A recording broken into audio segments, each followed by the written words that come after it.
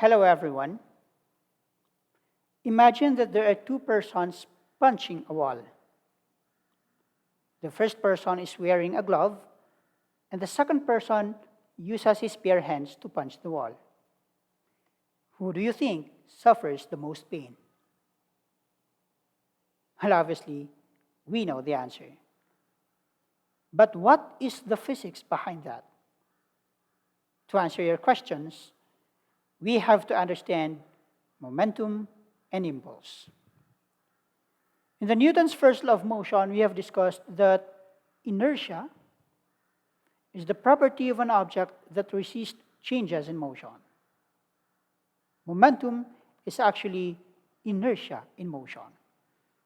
Mathematically, it is described by mass times velocity, which means that momentum is a vector quantity. Basically, from this equation, we can see that as the mass of the object increases, the momentum also increases. The heavier the object is, the harder it is to stop that object. The faster the object is, the harder it is to stop that object. There is also what we call as impulse. It basically is just the product of the net force in time interval. This is denoted by J, and this is equal to the force times the time interval. Or mathematically, we can just say that this is the force times delta T. Imagine that you were in a truck that was out of control and you had to choose between hitting a concrete wall or haystack. You wouldn't have to call on your knowledge in physics to make up your mind. Obviously, common sense will tell you to choose the haystack. But knowing the physics helps you understand why hitting a soft object is entirely different from hitting a hard one. The reason for that has something to do with this impulse.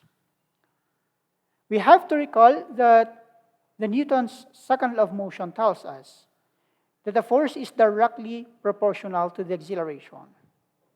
And as we know from our equation for kinematics, the acceleration is just the rate of change in velocity given by this equation. Or we can just write this one as derivative with respect to time of mass times velocity. Obviously, mass times velocity is the momentum, so we can rewrite the Newton's second law of motion in terms of momentum, which says that the net force is equal to the derivative with respect to time of the momentum. Thus, if the force is constant, dp over dt, or the derivative with respect to time is also constant, which gives us F equals P2 minus P1 over T2 minus T1. And thus, the impulse is equal to P2 minus P1, or the impulse is just the change in momentum. This is what we call as the impulse momentum theorem, which says that the change in momentum of a particle during a time interval equals the impulse of the net force that acts on the particle during that interval. And from here, or from this equation, there's two equations, we can explain why the person that uses his bare hands feel the most pain as compared to the person that uses a glove. Basically, from this equation, we can see that as time increases, the force decreases. Thus, using a glove to punch the wall will give you enough time or give you more time so that the force exerted on the wall will be lesser.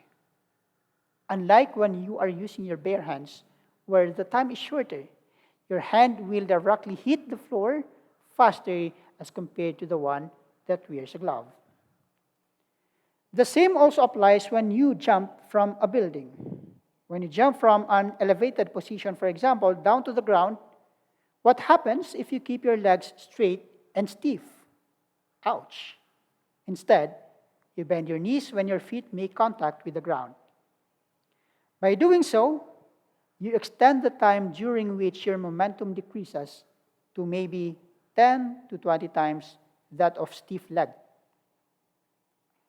The resulting force on your bones is reduced by a factor of 10 to 20 times as well. So basically, if you are planning to jump from an elevated position, you have to bend your knees. If you have some questions regarding this, you may comment your questions in our comment section. Now let us try to solve this example to understand the application of this momentum and impulse. You throw a ball with a mass of 0.4 kilograms against a brick wall. It hits the wall moving horizontally to the left at 30 meters per second and rebounds horizontally to the right at 20 meters per second. Find the net force of the net force, or find the net force on the ball. We have to erase this one. During its collision with the wall. And letter B, if the ball is in contact with the wall for 0.01 seconds, find the average horizontal force that the wall exerts on the ball during the impact. Now this is the illustration for this problem, and this is obviously before the collision, when the ball is approaching the wall, and this is after the collision, which basically tells us that the ball rebounds from the wall. So when the ball approaches the wall,